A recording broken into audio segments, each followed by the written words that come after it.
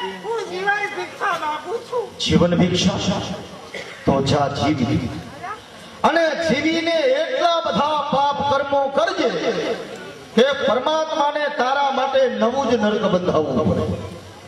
ઓ ગૌતમ વેશ્યા કે મને નીતિ ભ્રષ્ટ કરી અને સળગાવ્યો છે તો મારો કડકડતો આત્મા એ તને શ્રાપ આપે કે તારા જ કોઈ આસક્તના હાથે તારું કાળે મૃત્યુ.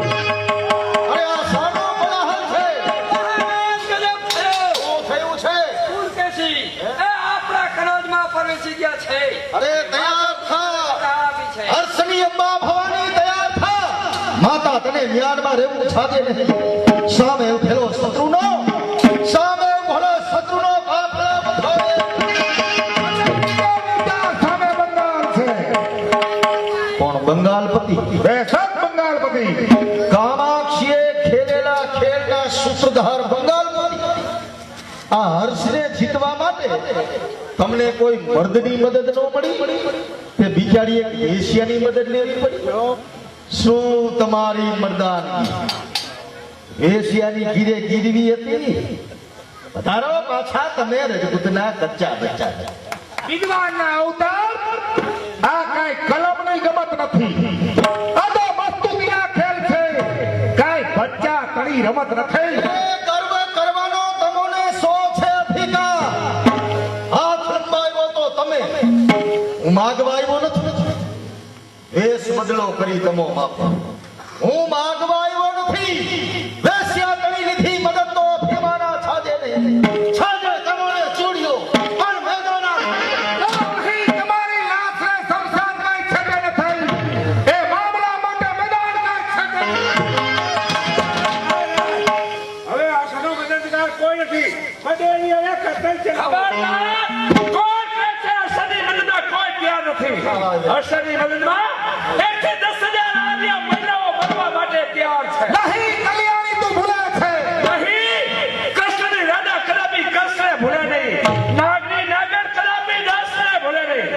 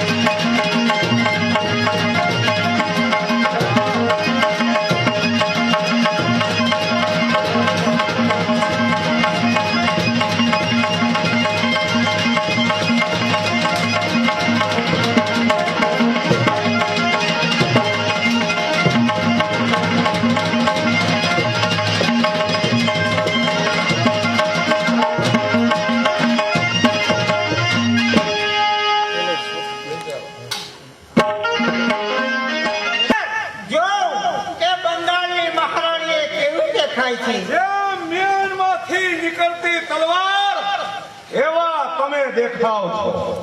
જેમ દેવ મંદિર ઉપર પડતી વીજળી એવા તમે દેખાવ છો. પણ માધવ ગુપ્તા સમ્રાટ હર્ષ એના ખુશામત કોણ? અરે સારા માણસોની ખુશામતી એ તો સૌ કોઈ કરે છે. પણ દગા ખોની જો ખુશામતી કરનાર હોય તો એક કાબાક્ષી નામની વેશ્યા.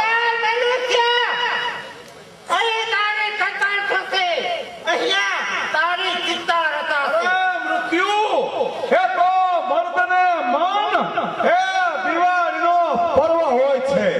જો કામાક્ષી તું સત્યને ધર્મને માનતી હોય, તારા હૃદયમાં પરમાત્માનો અંશ હોય તો પરમાત્માના સોગંદ આપીને તને પૂછું છું.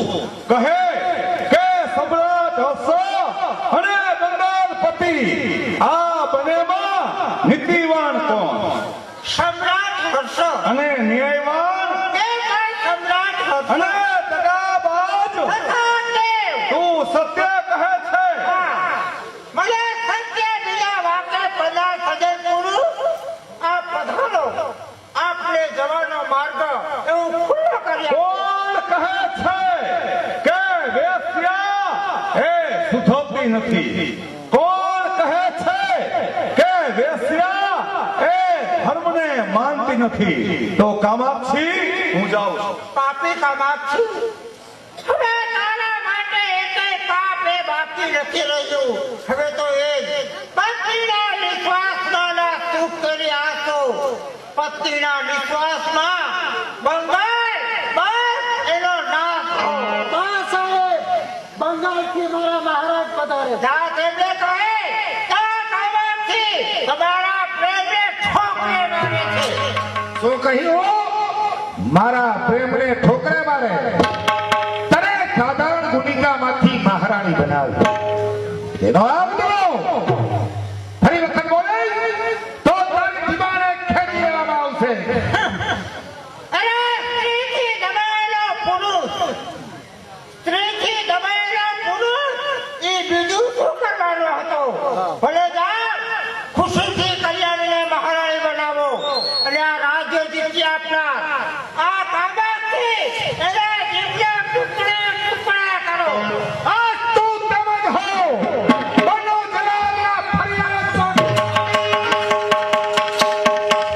અસ્તુ તેમજ હો, છરી બસીને તલવાર હો, સૌ સિંગમનો અમારી સાથે એકી સાથે મારો.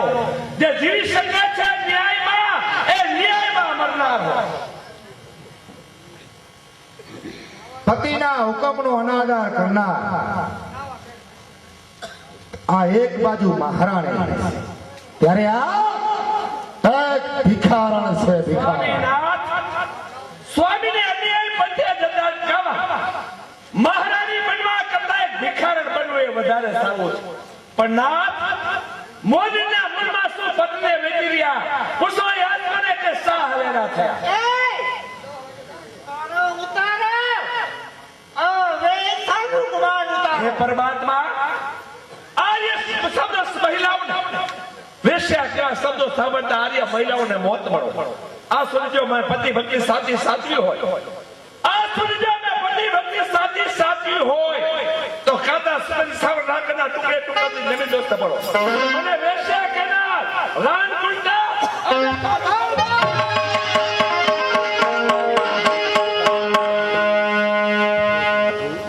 મારી પત્નીનું ખૂન કરવા જતા મારા જ હાથે મારી પુત્રીનું ખૂન. હા નાથ, મારી દીકરી પરલોકમાં જાય જ નહીં નાથ. પરલોકમાં મારા જેવી માતા તો એને મળશે. પરલોકમાં મારા જેવી માતા તો એને મળશે. તમારા જેવો ઝૂલવી બાપ એને નહીં મળે. રો રો ખૂબ રો. તારા આંસુના પ્રવાહ તેનું મળદું તણાઈ જાય ત્યાં સુધી રો. સ્વામીનાથ, આજે શું પાછો નાથ?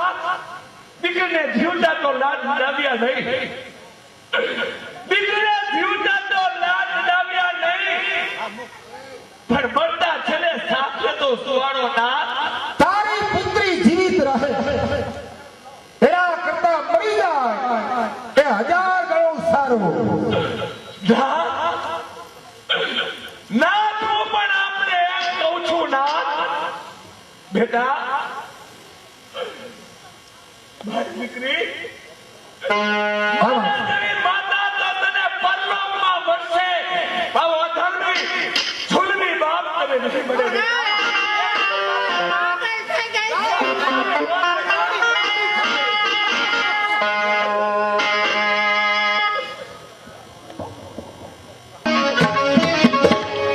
મિથ્યા હૃદયમાં ગર્વની કોઈ છાપ તો ધરશો નહીં. પુણ્ય કરજો પણ કદાપી પાપ કોઈ કરશો નહીં. દયા ન ખાશો અમારા પર. અમારા પૂર્વના કોઈ પાપ છે અમને મળે છે સજા, એ ઈશ્વરી ઈશાર છે. કોણ ભાઈ હર્ષ? કોણ છે બહેન? એ તમે વચન આપ્યું હતું એ જ હું નર્મદા. પ્રયાગરાજના તીર્થ ઉપર મેં તને તારી દીકરીના કરિયાવરનું વચન આપ્યું, મને બરાબર યાદ છે. પણ તારી દીકરીના કરિયાવર માટે 1.25 લાખ રૂપિયા તો શું, પણ હર્ષની પાસે અત્યારે ખોટી બદામ પણ નથી. સાંભળો, આજથી જય જનતાને જાણ કરવામાં આવે છે કે સમ્રાટ હર્ષને કોઈ જીવતા પકડી આપે તેમને 1.25 લાખ રૂપિયાનું ઇનામ જાહેર કરવામાં આવે છે. વાહ વાહ. પરમાત્મા કેટલો બધો દયાળુ છે કે પરમાર્થમાં ખર્ચનારને 1000 હાથ વાળો આપી રહે છે તે આનું ઇનામ. ભાઈ કોને પકડવાનું ઇનામ છે? સમ્રાટ હર્ષને કેટલું ઇનામ છે? 1.25 લાખ. તમારા મહારાજને કહેજો, એક ગરીબ માણસ છે, એમને દીકરીને કરિયાવર કરવો છે, એટલે હર્ષને પકડી આપવા માટે તૈયાર થયો છે. આ પોતે કહેજો તમારા મહારાજને કે અર્થ સૌ સચવાય છે, તમોને મળે છે વિજય અને અમારું વચન જળવાય છે. લાવી ભાઈ આટલી બધી વાર લાગી પાણી પછી પીશ. બહે જે દીકરીને તે થપાટ મારી એને તું ઓળખે છે? ના ભાઈ નથી ઓળખ? નહીં તો સાંભળી લે બધે. તારી દીકરીના કરિયાવર માટે રૂપિયા 1.25 લાખમાં પોતાનો દેહ વેચવા તૈયાર થયો છે એ જ સમ્રાટ હર્ષની પુત્રી આ શ્રીદેવી છે. મારા પિતાજી પિતાજી શાબાશ બેટા. ગરીબીના પાઠ એ તે બરાબર પૂરા કર્યા છે અને એ જોવાનો સમય મને પણ પરમાત્માએ આ જ હાલતે આપ્યો. આપની દીકરીને હું ઓળખી ન શકી ભૂલમાં મેં એને સપાટ મારી તો મને ક્ષમા કરજો તે જે કર્યું છે તે બરાબર જ કર્યું છે. કારણ કે શ્રીમંતોના સંતાનોને થપ્પડ લાગ્યા સિવાય ગરીબીનો અનુભવ થતો જ નથી. જો મહારાજ, આ ભાઈ પોતે સમ્રાટ. જો મહારાજ,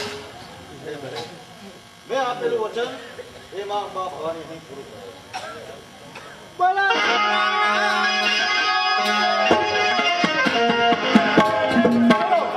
કે આશા ક્યાં છે? આપણી સામે ઉભેલો જ હર્ષ છે. સૈનિકો વેટ કરો. બહુ સારું.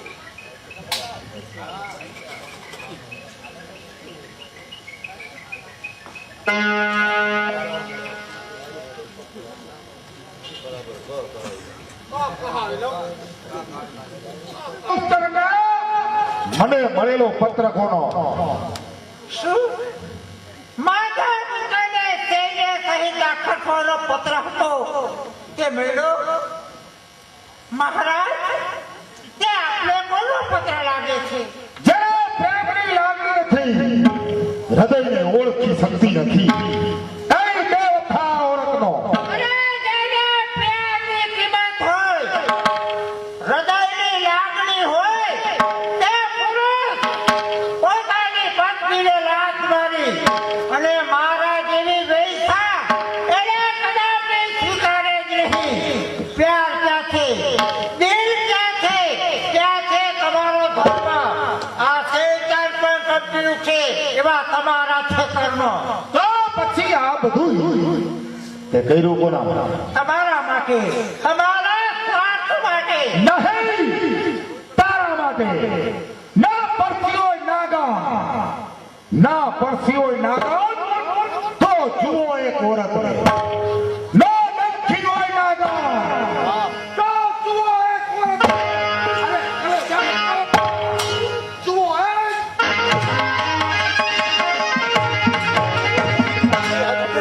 મહારાજ, આજે મહારાષ્ટ્ર અને બંગાળ એ બંને રાજ્યની ફરતે સમ્રાટ શ્રી હર્ષ એ કેસ પકડાયેલ છે. તો રણયુદ્ધના મેદાનમાં નહીં, એક ગરીબ કન્યાને અરે 1.25 લાખનો કરિયાવર આપી અને જાતે બજીવર બનેલ છે. તો હવે આપ જ કહો કે આમાં જીત કોણ? આપણી નહીં, પરમાત્મા વેચાયેલ સમ્રાટ શ્રી હર્ષ બંદીવાન સ્થિતિમાં આગળ.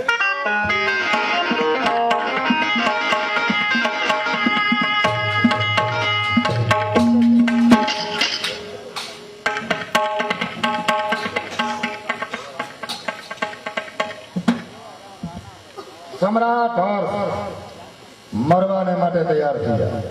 પરમાર્થમાં વેચાયેલો હર્ષ એ મોતની દરકાર રાખતો જ નથી. લ્યો બંગાળપતિ, આપની શમશેરને આવો ભોગ પાછો નહીં મળે. તો પછી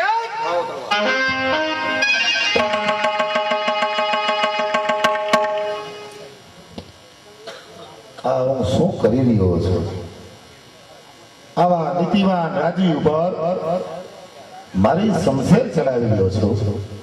નહીં નહીં સમ્રાટ હર્ષ, આપની સામે ઉપાડેલી આ અનીતિની શમશેર આપના ચરણમાં મૂકી મારી કરેલ ભૂલની હું ક્ષમા માંગુ. આપ મને માફ કરશો. મહારાજ મહારાજ રંગ બધો પલટાઈ ગયો અને વેર હતું તે ક્યાં ગયું? પ્રતિજ્ઞાના પ્રચંડ યજ્ઞમાં બળીને ભસ્મીભૂત થઈ ગઈ. બસ હવે ના માતાની મોબાતું હાથ ફરવડે છે. બંગાળપતિ હવે હું જાઉં છું. ક્યાં જાઓ છો? ઉભા રહો. વિચાર કરો. નીતિવાન સમ્રાટ હર્ષ, જેના ઉપર આપણે કેટલા દગાના દાવ ખેલા, માટે હું તમને આજ્ઞા કરું, આ તમારી શમશેર હર્ષના ચરણમાં મૂકી કરેલ ભૂલની ક્ષમા માંગો. સમ્રાટ હર્ષ, મેં આપનો અપરાધ કર્યો છે, તો મારી જે થયેલી ભૂલ એ ભૂલની માફી હું આપની પાસે માંગી. પરમાત્માનો ઉપકાર માનો કે આખરે તમોને બનેને સદબુદ્ધિ મળી. ક્યાં છે મને નીતિવાનના પાઠ ભણાવનાર મારી રાણી કલ્યાણી? ક્યાં?